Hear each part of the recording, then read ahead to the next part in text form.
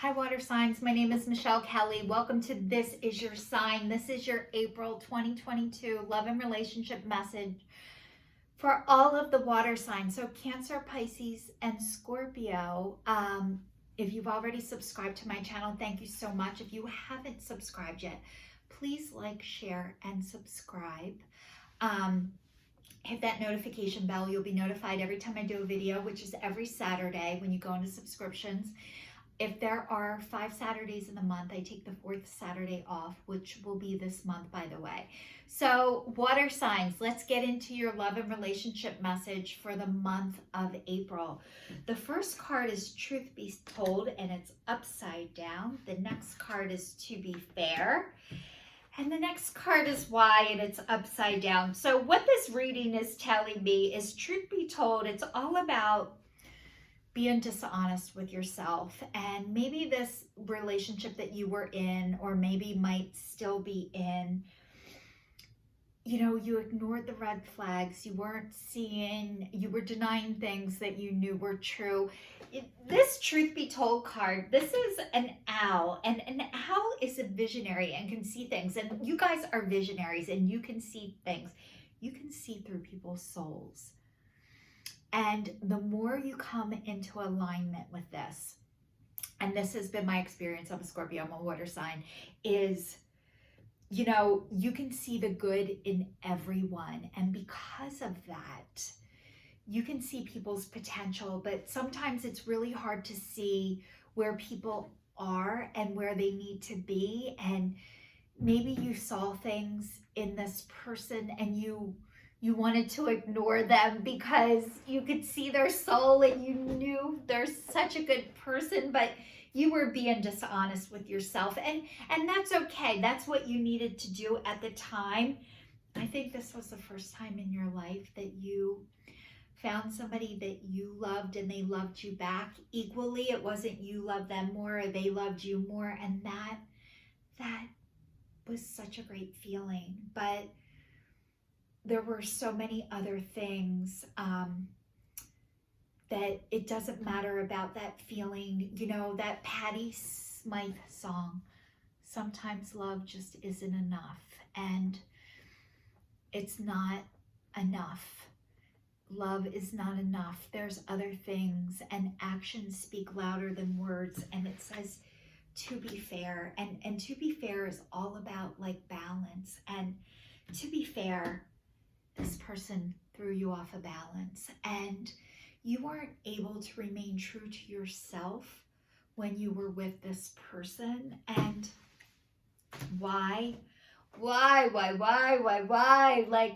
This person was sent here from the divine, from your angels, to bring you back to yourself. And Jesus, I know you guys wished you could have figured this out sooner, quicker, faster. Maybe you thought if you figured it out sooner, quicker, faster, it wouldn't hurt as much. Not true. It would hurt equally as much because you are so connected to yourself. So I am going to dive deeper into this. I want to read the To Be Fair and figure this out for you guys.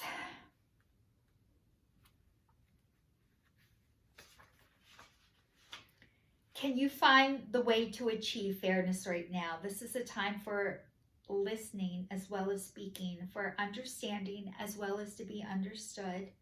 There's much to be learned, and you will learn it if you remain open and objective, weighing options and considering all sides.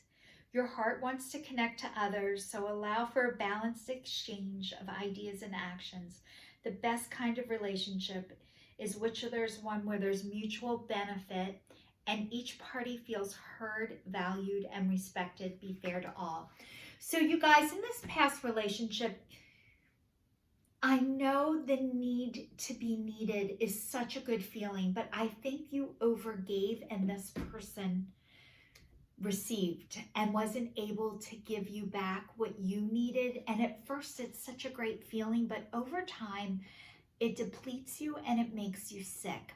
So this is saying that you need to be with somebody who can give what you've got and who can match. And maybe you're really starting now to start to believe that it's okay for you to receive, but it took this person to make you realize you need to receive as well as give. Congratulations. This is a hard place to be.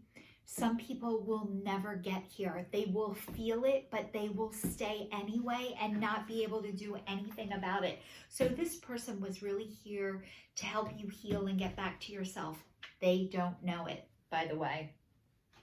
So their soul knows it, but they don't know it. So the next card is why, and it's upside down, and it's all about sometimes subconsciously denying the truth may drive you towards a specific outcome that actually aligns with an intention hidden from your awareness.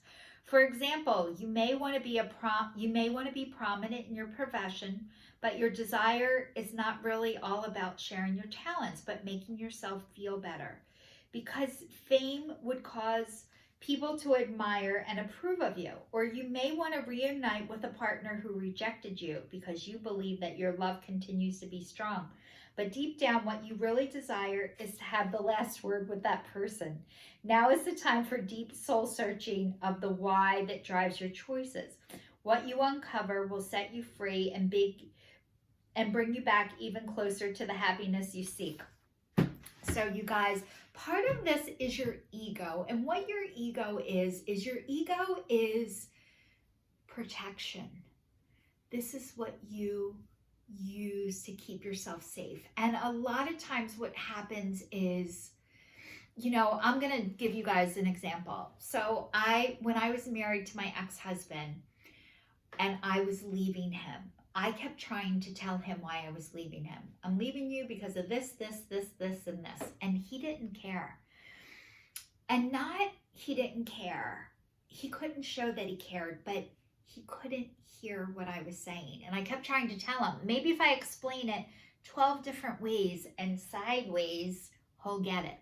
But no matter what I said to him, he didn't want to hear it. His ears were blocked. Imagine a person with earwax filled up so much that no matter what you say, they can't hear you because they just can't hear you.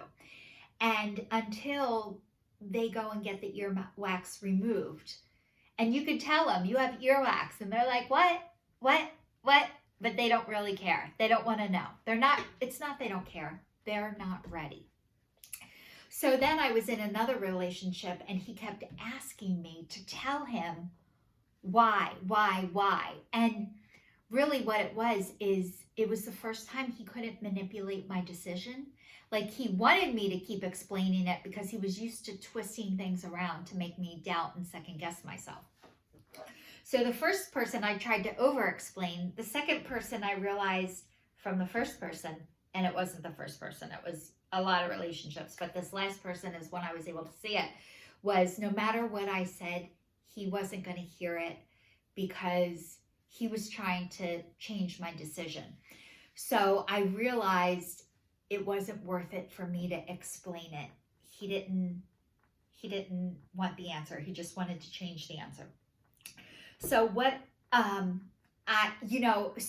and then when I contacted him, he rejected me.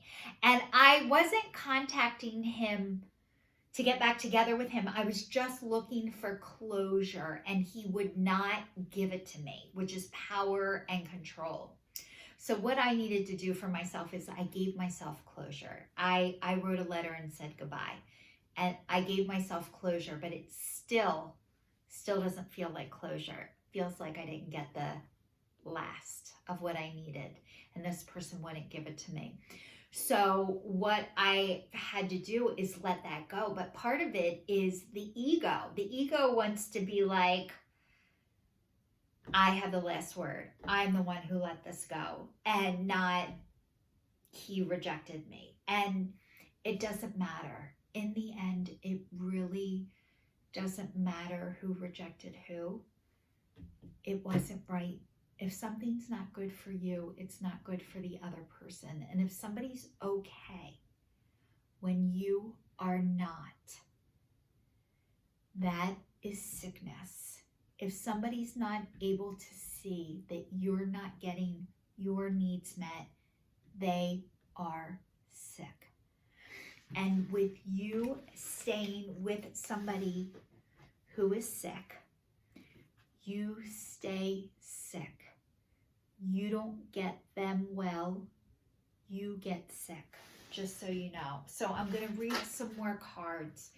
You guys, this relationship was here to bring you back to yourself. And codependency, it says codependency, addictions are affecting your romantic life. Okay, so I want to explain to you guys codependency because the whole world is codependent and they teach codependency, and it looks like love, it looks like kindness, it looks like caring, but actually codependency is an addiction, and codependency is the need to be needed to the point of sickness. So, you know, Jerry Maguire, I don't know how old you guys are, but it was a big movie.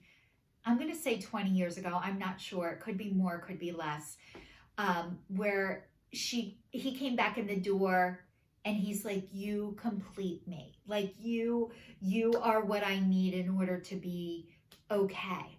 So like if somebody else needs you to be okay, they need what you have to offer, not you. So this whole codependency is sickness, and you need to be a whole person without this person, and this person needs to be a whole person without you. So like, what does that say? If somebody loves to sing and dance and play and have fun, and your other person doesn't like that stuff, you are never going to make them that way, and they are never going to make you not be that way. And it's a push and pull. It's like, it almost seems at first, it's like it's an attraction. It feels like a drug. Oh my God, this person, I've been waiting for them my whole life. Like they have every quality that you would like to have, and vice versa. And two people coming together doesn't make one person. A sick person and a sick person does not make a well person. A sick person and a sick person, sickness, not well. And so I hope I'm like, you're helping them not move forward, and they are helping you not move forward. That is codependency. That is sickness. Taking care of each other. You guys, again, it's a sickness. I hope I'm explaining that right, but it says calling in your soulmate. Your prayers, affirmations, and visualizations help bring you together. And then it says financial issues are a factor in your love life right now. So you guys are in the process of calling in your soulmate, and you know, this last person was your soulmate too. And just because you're with your soulmate, it doesn't mean you're meant to stay with this person forever. What it means is this person was in your life to help you heal parts of it that weren't healed yet. And at first it seems like an attraction, but eventually this person triggers you. And what they're here to show you is parts of yourself that you need to heal. At first it's an attraction, and at the end, it doesn't attract you anymore. It makes you feel shitty about yourself. And that's how you know it's not good for you anymore. So this person was actually here to help you get back to yourself so you could call in your soulmate. But it says finances and career. Financial issues are a factor in your love life right now. So maybe you guys have been working on your career because you don't want someone to rescue or save you or be responsible for you, where you feel like you're stuck with them, or you owe them, or you or that you want to have everything that you want somebody else to have. So I think you guys have been working on your finances and your career right now, and maybe you feel like you haven't been ready for a relationship because you haven't figured out your career and your finances right now. But this past relationship was here to help you call in the person that is right for you. And I think this last person was the closest to what you've ever gotten. It's been the best of what you've ever seen so far. But you guys are allowed to have more, and you deserve better. And you need somebody who can give you what you can give. And I think it is time, and you guys are really starting to realize that. So I'm going to dive just a little bit deeper with the Love Oracle cards, and let's figure out the last. Okay. It says girl with a snake, empath, narcissist, paragon, being charmed or used, enabled boundaries. And then it says meeting someone new, dating, getting back out there, plans, set a date. And then it says codependent, obsession, possession, controlling, has a Black Rouge thing. So you guys, you're an empath. And as you're an empath, what does this mean is you feel other people's feelings. You know where they're at. You can see where they're at because you guys are psychic, you're visionaries, and you're healers. And what do I mean by that? You can see people's souls, and you can see where they are and where they have to go. And you guys can see everybody through God's eyes and with love. That is your gift. However, it is not your job to take care of people. You have a spiritual connection. The people who are connected to you with this spiritual connection are people who are spiritually disconnected. So we attract what we want in somebody else. And what you wanted was to be needed, and what they needed or wanted was your connection. But really what happened is they were here. I don't want to say, they were here to teach you to learn to trust yourself and to trust your intuition. This person doesn't know that. On a soul level, they know that. So what is a narcissist? It's a person who's extremely spiritually disconnected. So they're operating out of fear, and they are operating out of just protecting themselves because they have to. It has nothing to do with you're not enough or there's something wrong with you. They don't feel enough. And when somebody doesn't feel enough, what they usually find are people who do feel that way, and they get you to doubt and second guess yourself. Because really that's how they feel about themselves. And you used to receive that. And part of their process with you was to help you start to step into your power and to trust and realize that's how they feel about themselves. That's not what's going on with you. So you're here, you're going to be meeting someone new, dating, getting back out there. You might plan, you might have a date. But it says addiction, codependent, obsession, possession, controlling, has a Black Rouge string. A lot of people have it. Every single person on this earth is in the middle of an addiction, whether they want to acknowledge it or not.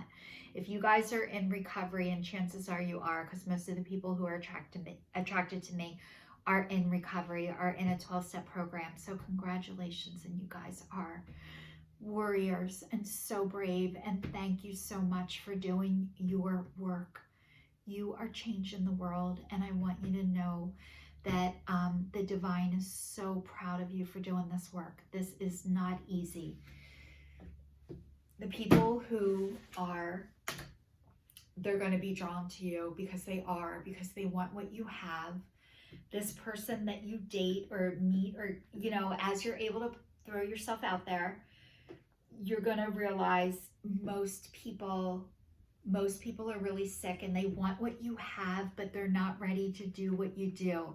So I want to let you guys know, if you are in recovery and in a 12-step program, chances are the people that are your people are in the program too. People who aren't in yet, it doesn't mean there's nothing wrong with them. It means they haven't addressed their life yet. And just because you have doesn't mean that there's something wrong with you. It means they're not ready yet. So even if you're ready to get back out there and you're dating somebody else and this happens again, it's just letting you know that you guys are healing.